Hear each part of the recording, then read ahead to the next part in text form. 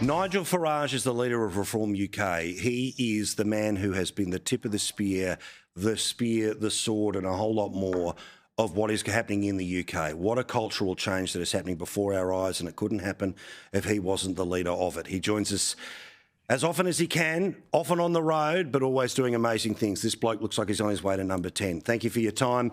Many weeks before now and then, Nigel. Nigel, firstly, I see that you've got those lovely football jerseys that you sign and often hand out to people as a little memento of their support for reform. Can we send one over to Australia? I've got a bit of space on the wall back there that I would love. I'd love one of those Farage jerseys behind me each and every night. That is promised. I will sign it this very afternoon and get it off in the post to you. Good man. All right. Well, this time tomorrow, Donald Trump will be arriving at Windsor Castle for the second of his state visits to the United Kingdom. That's pretty extraordinary. Normally, it's only one per presidency.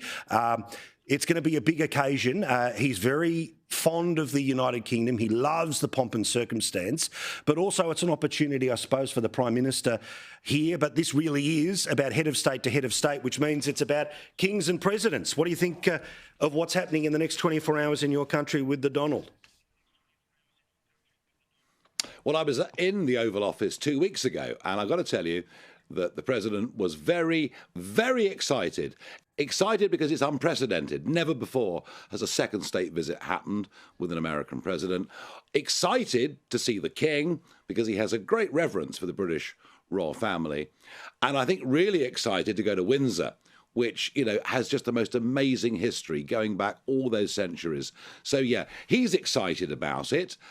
He and Keir Starmer have been getting on reasonably well, although as the president lands, he'll be aware that the Prime Minister is very much on the ropes, having had to sack the British ambassador in Washington just a few days ago. So it is not all going to be straightforward, believe you me. How aware, if you don't mind me asking, how aware is the President in that Oval Office conversation, or as much as you can reflect on it, about this huge revolution that you are leading in the United Kingdom?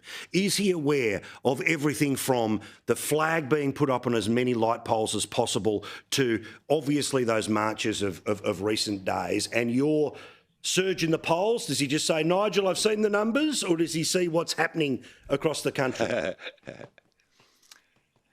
It always amazes me just how much the Americans know, the American administration knows about what's happening on our side of the pond. They are fully aware. They know there is a political revolution going on.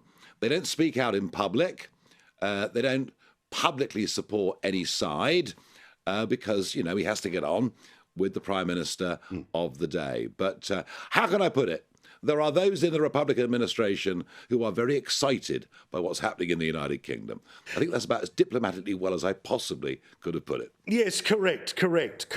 All right. Now, also, there was a huge defection from somebody from the shadow cabinet in the Tories over to you. Danny Kruger is his name. This bloke's out and about saying Conservatives are over. This is what people need to understand around the world that will see this online and people watching us in Australia right now, is you are getting people from the front line of the Conservative team saying, bugger this, I know where the future is, and it's with you and Reform. Yeah, I mean, look, you know, there's no way our Conservative Party can win the next general election. Literally zero chance. They won't be forgiven for betrayal after betrayal. Reform is the only party that can beat Labour next time round. We're surging in the polls.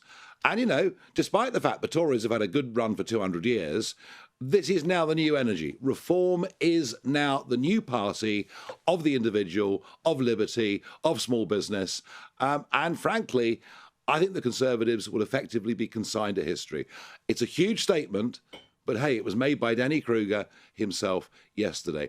And the other thing that's amazing is that at the same time the Tories are collapsing, the Labour government is plummeting in the polls as well. Big change is coming to the old country. Yeah, I mean, it is so many different factors and there are so many different straws that are breaking the camel's back, right? The establishment and the machine and all the rest of it. And I can't help but think that, you know, every now and then when the news gets to places like ours about some bloke who's tweeting something, is a British citizen who's in the United States, tweets something, but then gets arrested at the airport for what they've tweeted because it's hate speech.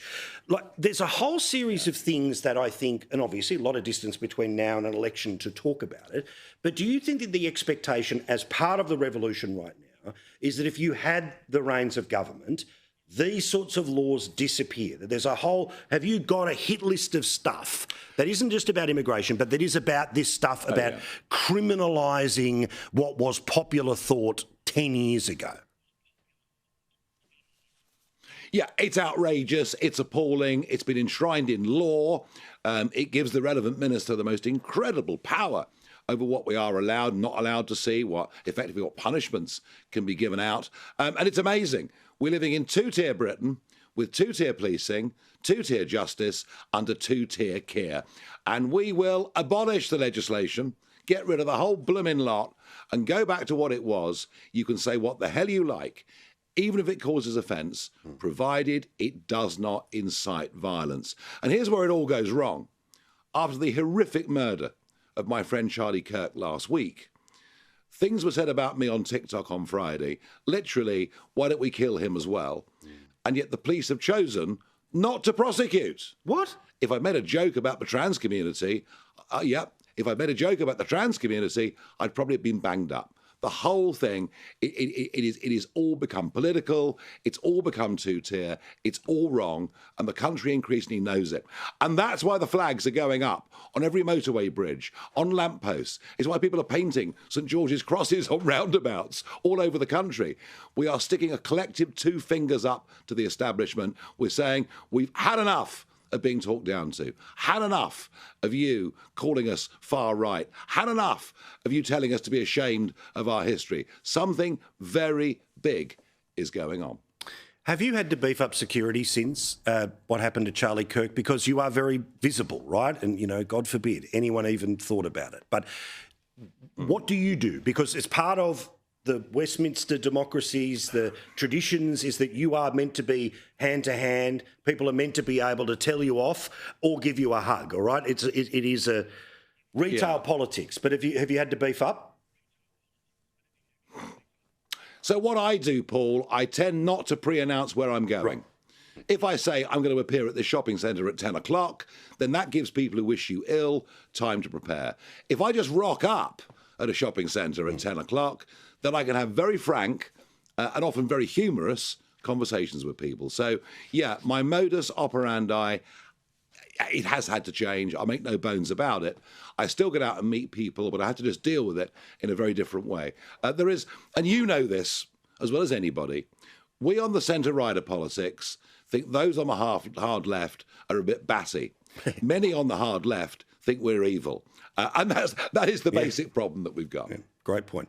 Thank you, Nigel. We love you, mate. Looking forward to seeing that shirt. I'm sorry to shirt front you about it on TV, but I'm just excited seeing it, and I thought, why not take a chance? Thank you, mate. Nigel Farage.